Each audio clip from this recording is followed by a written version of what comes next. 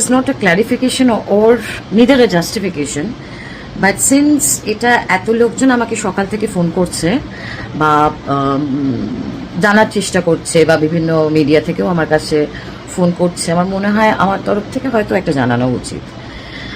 আমার একটা বিশেষ, আমি একটা পোস্টার ধরে দাঁড়িয়ে রয়েছি, সেইটা ভাইরাল করা হয়েছে এবং সেখানে ছবিটা দেখলেই বুঝতে পারবেন কি কেন কি বৃত্তান্ত। তো ওখানে আমি যতই বিজেপি বিরোধী হই, অন্ধভাগ বিরোধী হই বা মোদি বিরোধী হই, আমাকে কেউ দেশদ্রোহী আখ্যা দিলে সেটাও যেরকম ভীষণ মানে হাস্যকর ব্যাপার, সেটাই একই রকম হাস্যকর হচ্ছে যদি কেউ মনে করে যে ওই রকম ছবির মানে আমি ইচ্ছা করে এই ছবিটাকে আমি হাতে নিয়ে দাঁড়িয়ে করেছি। পেটে তো একটু শিক্ষা দীক্ষা আছে। এটা এটা দিল্লি থেকেই পোস্টারিংগুলো হয়েছে, সেটা ওই অত লাখ লাখ হাজার হাজার ছেলে মেয়েদের মধ্যে ওই ঘামের গন্ধ, ওই অর্গ্যানিক মাঠে দাঁড়িয়ে বিপ্লব যেটা, মাঠের ভেতরে দাঁড়িয়ে বিপ্লব যেটা, এবং ওই রকম একটা বিপ্লব, ওই রকম একটা আন্দোলন, এবং সেখানে যখন লাঠি চার্জ করা হচ্ছে মহিলা পুলিশ এবং এমনি পুলিশও, তখন কিন্তু আমি আর 5টা যুব ছাত্রদের সাথে আমিও দৌড়েছি। এটা আমার জীবনের প্রথম এরকম একটা অভিজ্ঞতা। অনেক প্রতিবাদ মিছিলে গেছি, অনেক মিটিং মিছিল সভা অনেক কিছু করেছি, কিন্তু এইটা হয়নি।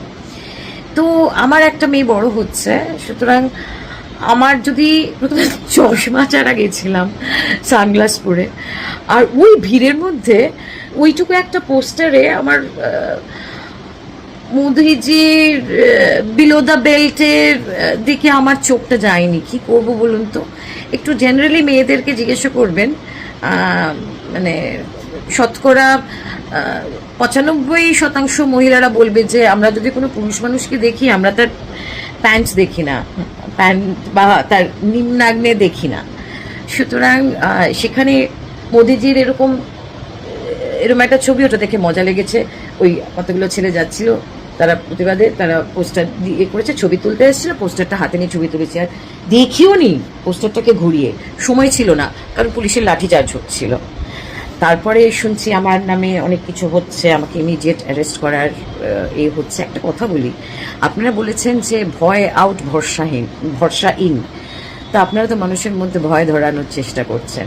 এমন শাস্তি দেবেন নাকি আমাদের মাননীয় মুখ্যমন্ত্রী যে 3 পুরুষ মানুষের মনে থাকবে, এরকম শাস্তি দেবেন?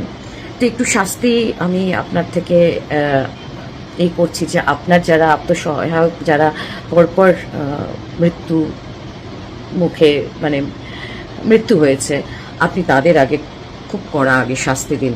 তারপরে আমাদের যারা আন্দোলনকারী বা আন্দোলনকারীদের সাথে কিছুটা হলেও যুক্ত হয়ে নিজেদেরকে একটা ঐতিহাসিক আন্দোলনের সঙ্গে থেকে নিজেদেরকে ধন্য মনে করছি, তারপরে আমাদের শাস্তি যদি মনে করে থাকেন, আমার হয়তো তলার দিকে, এরপরে আমি বলে দিচ্ছি, পুরুষ মানুষের যে কোনো কিছু হলে আগে নিচের দিকে দেখব, তারপরে তার চোখের দিকে তাকাবো বা তার কথা শুনবো।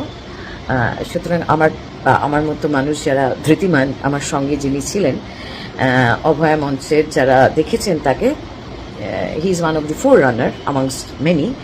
তো আমাদের রুচিতে বোধহয় ওইটা করা সম্ভবপর ছিল না। এটা বলে রাখা, এরপরে আপনাদের যা মনে হবে আপনারা করবেন। আমাকে যদি অ্যারেস্ট করার ইচ্ছা হয় করবেন, আমাকে ফাঁসিতে চড়ানোর ইচ্ছা হয় চড়াবেন। আবার একটা আন্দোলন হবে, আই এম শিওর আর একটা আন্দোলন হবে। আপনারা তৈরি তো? আমি তৈরি।